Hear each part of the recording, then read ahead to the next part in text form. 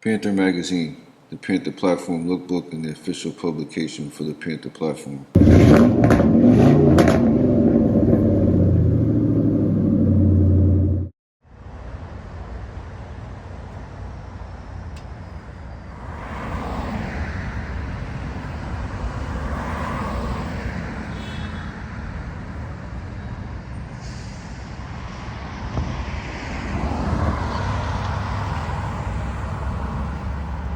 Yo, what's up, Panther fam? It's Derek from Panther Magazine. Thanks for checking out the channel as usual. So before we start today's video, I want to give a huge happy birthday to Wade the Trucker. Today's his birthday. He's hosting a meet actually right now in Drocket, Mass, where his family owns a trucking company in that parking lot. Mercury drove from Queens, New York, and Specialty Motors is there from New Hampshire. So he's having a good time so far. I couldn't make it, unfortunately. I have a lot of office work I have to do with the magazine. There's a lot of stuff going on. So yeah, happy birthday to Wade the Trucker. Make sure you check out his YouTube channel from Derek from Panther Magazine. Next, I want to give a big shout out to Tom Anguish, Dear Rosine, Ontario Vics, Southern Ontario Panther Club, and all the Panther Platform enthusiasts in Ontario, Canada, and Canada in general. So I'm holding here in my hand a piece of Panther Platform history. Shout out to my friend Tom Anguish.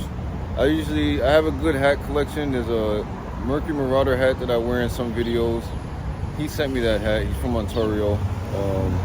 And with that hat, he sent me this newspaper.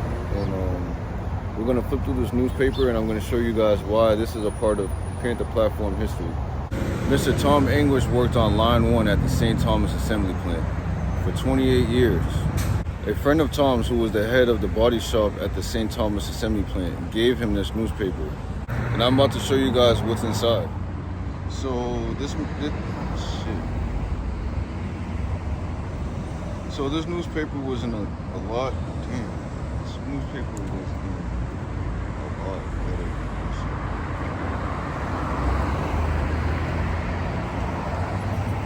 So this newspaper was in a lot better condition when I got it. It's been in my bag where my laptop and all my notes, I'm in and out of my bag every day. So the front cover is kind of messed up, but it's still history. Before I open the entire thing, Marquis, a supplement to the St. Thomas Times Journal, Saturday, October 22nd, 1983. An in-depth look at the $77 million retooling and renovation project at the St. Thomas Ford Assembly Plant, which prepared the launch of the brand new Crown Victoria line. In this special supplement, you will find stories about the men and women behind the scenes at Ford who made the giant assembly plant truly a city within a company. St. Thomas Times Journal joins the people of Elgin County welcoming the latest Ford product, the Crown Victoria, and later the Marquis from our local assembly plant. Again, supplement to the St. Thomas Times Journal, Saturday, October 22nd, 1983. And this is what it looks like unfolded. Again, it's not in the best condition. It is from 1983 and it has been in my bag. I haven't been like throwing it around all over the place, but yeah, it's pretty cool. I really wasn't expecting this when I opened my mail. This was kind of a spontaneous gift.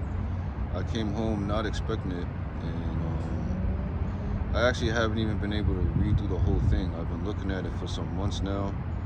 I wanted to do this video to go through it with you guys. So yeah, we're gonna just flip through it. I'm not gonna read every single page, but I'm gonna show you guys what's inside this thing. So on this first page here, got some articles here, some ad space promotion campaigns going on over here. A lot of congratulations. I have flipped through it. I haven't read the whole thing, but there's a lot of congratulations in this newspaper.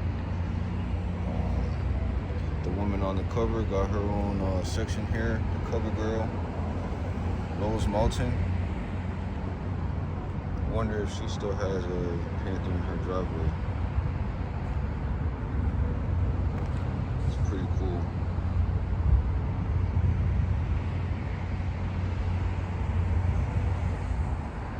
There's an article here, as you can see.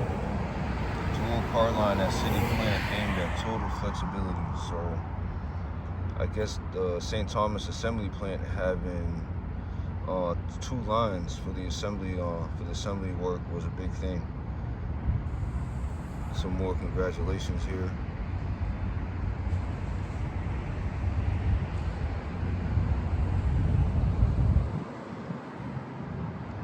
We have an article here that the plant manager, Mr. Dave Gorman, it seems like that's his name, and his son Christopher and his wife Joyce. He was a people person. They gave him an entire article here.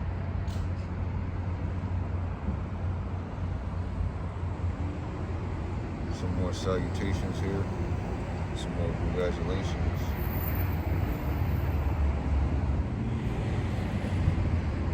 Again, a lot of articles and congratulations. As you see here, quality is job one, and Ford's proud of it. I mean, if you're on this video right now and support Panther magazine, we all know that the Panther platform is super solid when it comes to quality. These cars run forever, as we all know. So Ford really did a great job creating the Panther platform.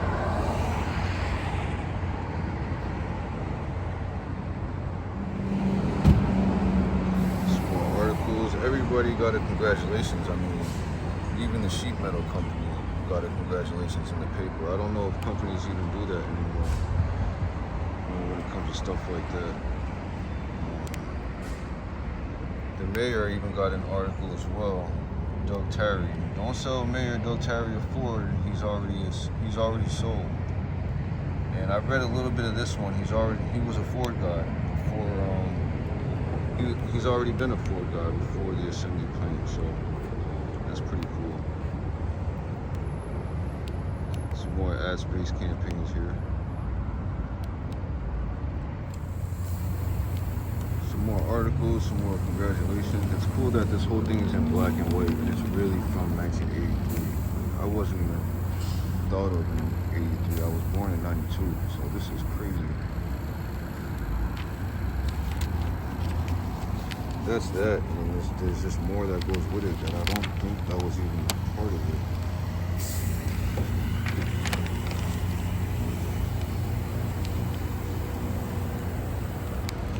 Just a lot of stuff, and this is a tall newspaper, you know, this isn't like a small local paper we read today.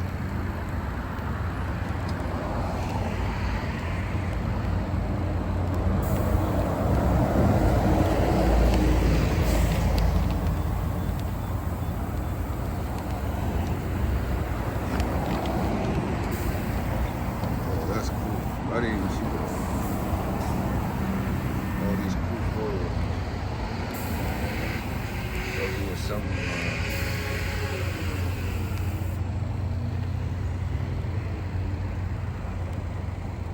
Again, Mr. Tom Anguish, who gave me this paper, worked on line 1 for 28 years. He's a big supporter of Panther magazine, so big thank you to him for this.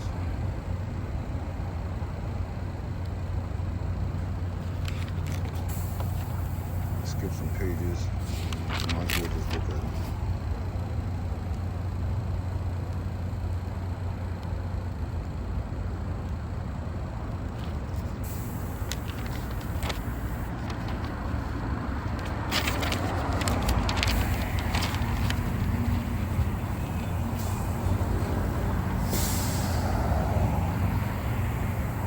This looks like how they fed all the assembly line workers.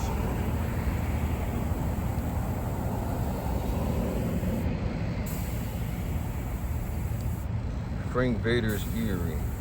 Since 1972, Ford employees have been coming into Frank Vader's Eatery expecting the improbable. Good food at good prices. And here they get it.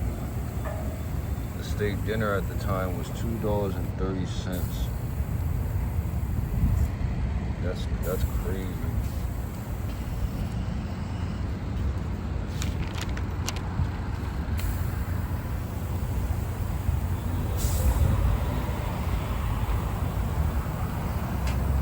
That's pretty much looks like everything that's in my mind. I wasn't gonna sit here and be an English teacher with you guys and read every single article. I did want to show you guys this because I haven't actually flipped through it like I am now. This is crazy.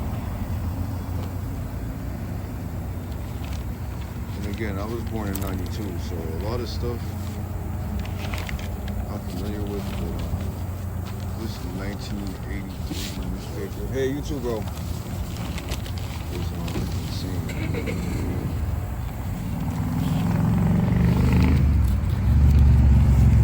This is the actual newspaper. I didn't even know I had this either. The actual St. Thomas Times Journal. Dated on the same day. So this whole thing must have just been one thing we picked up from the newsstand during the time.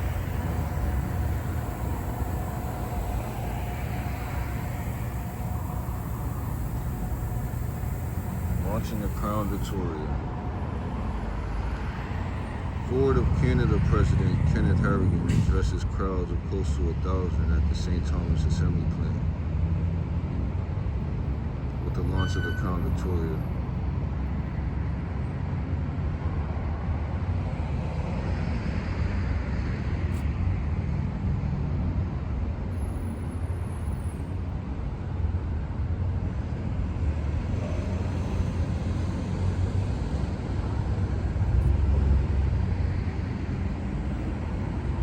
So it looks like here, by the looks of this picture, sorry I was reading that a little bit.